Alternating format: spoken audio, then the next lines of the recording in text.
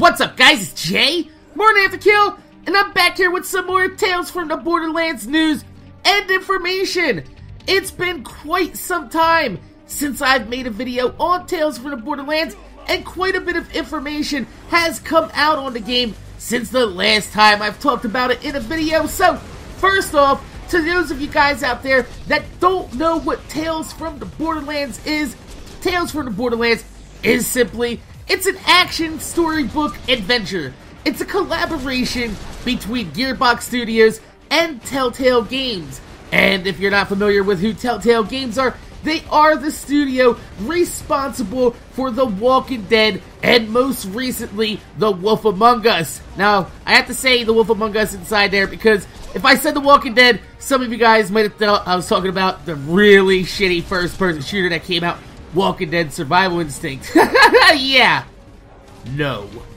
So, since it's a Telltale game, what you could pretty much expect from the game is to weigh heavily on the story and be less about the action, which, for Borderlands, in my opinion, is a welcome approach since we know so much about the universe, but we really don't get to go too deep into individual character stories, except for maybe a few echo logs that are sprinkled here and there throughout the franchise. But other than that, we don't really get any type of story, and that's what Telltale does so well, is they make an interactive story that allows you to control the action, but instead of focusing on the action, it focuses on the storytelling to suck you in into the universe and give you a really deep and immersive experience. So, I'm not actually a very big story type of person in a video game, but I have been playing The Walking Dead and The Wolf Among Us for the last few months,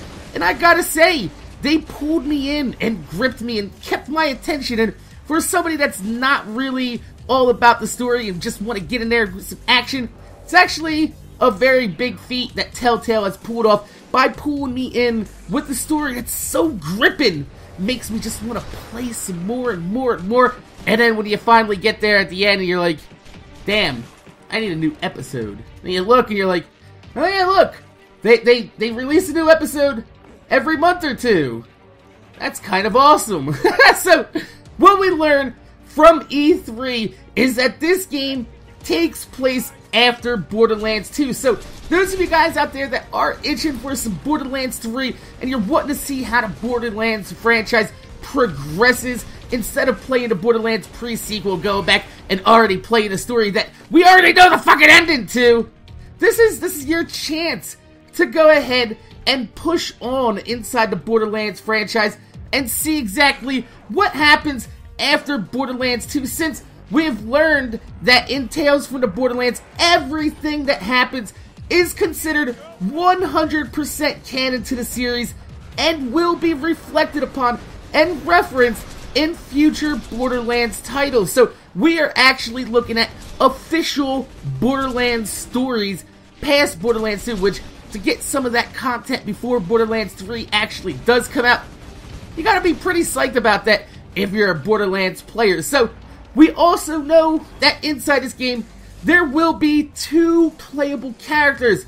However, as I understand it from what I've seen and what I've read, the stories are intertwined together, so as you play along in each episode, you're gonna be switching from perspective to perspective in each character in different scenes, instead of actually just selecting a character from a menu and making a full playthrough with just that one person. So, this is actually a first for a Telltale game, because so far, they've usually kept you playing as one character for the entire season. Now, you actually did switch from Lee to Clementine in Walking Dead Season 1, Walking Dead Season 2, but for the entire series, you never changed the playable characters. So, that's actually pretty cool that they're delving into new gameplay mechanics that are gonna make this Telltale game feel nice and fresh, even for players that have already played, you know, Walking Dead, The Wolf Among Us, and maybe Jurassic Park. So, the characters are Reese and Fiona. Now, Reese is a Hyperion shitbag, and he pretty much has the ability to interface with Hyperion technology through his cybernetic arm. And if you think he looks like Handsome Jack, he kind of does look like Handsome Jack. That's because he's a Hyperion fanboy toolbag. And then you have Fiona, who is a con artist, and she has the ability to fast talk her way out of bad situations and also confuse people for her own benefit. Now, quote unquote, these are their action skills inside the game, so we don't know exactly how that's gonna affect each character through the entire series, but I did see an example during E3 where Reese, instead of fighting a guy, Reese was able to interface with the loader and use the loader to fight the guy instead of actually, you know, taking it on himself, because it's a Hyperion tool bag. That's what Hyperion tool bags do. They don't fight their own fights. You just get yellow robots to do everything for them.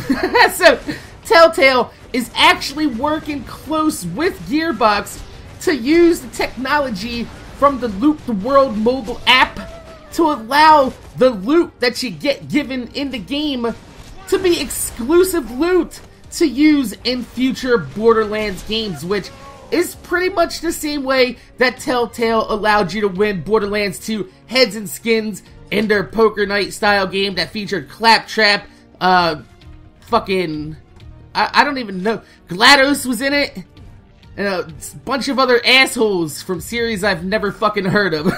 So, anyway, with all this said, I can't tell you enough how excited I am to experience the Tales from the Borderlands franchise. Now, I actually want you to think about those words, because I actually, on this paper right in front of me, I usually write down 2 or 3 points that I really want to make inside of the videos. I don't script my shit, I just go ahead and I'm like, hey, I want to talk about Reese and Fiona, I want to talk about, this is something I really want to hit on, is experiencing the franchise. Because I want to stress the point that the Telltale games that I've played so far, they're more than games. They're experiences. I got so emotionally attached during The Walking Dead, and when I played inside The Wolf Among Us, I really did feel like I was the big bad wolf. There's a few times that we had to huff and puff, blow some motherfuckers down. So, I originally started episode 1 of The Walking Dead on live stream to show my subscribers what a Telltale game was like and how it played. And I ended up liking it so much that not only am I now caught all the way up to Walking Dead in the Season 2, but I've done it live, on camera, on Twitch, uploaded to YouTube, and I just finished Wolf Among Us on live stream last night, the entire first season. So, I can't say enough good things about what I've experienced at Telltale. To see Borderlands, a franchise that I'm really invested in, and Telltale, a company that really came out of left field and hit a home run, in my opinion, with The Walking Dead. To see them come together, it's just, you can't ask for much more. You get the Borderlands story, and if you want the Borderlands action, you play the pre-sequel. And if that's not good enough for you, Tales from the Borderlands will be coming out before Borderlands the pre-sequel in the summer of 2014. And since we're already pretty much halfway through July, I'm saying this is probably going to come out in August, and we're going to see some type of announcement at Gamescom, which I can't wait.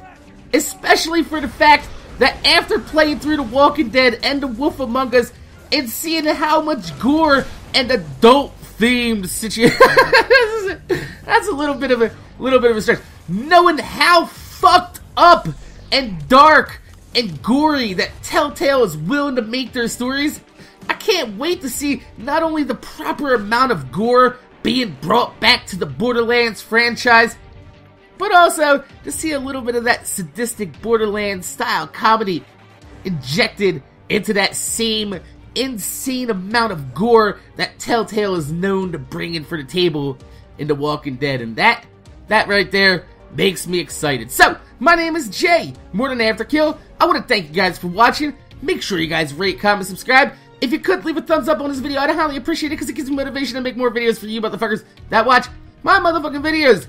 If you are curious to see how a Walking Dead or Wolf Among Us episode plays out, I have a lot of videos on my channel.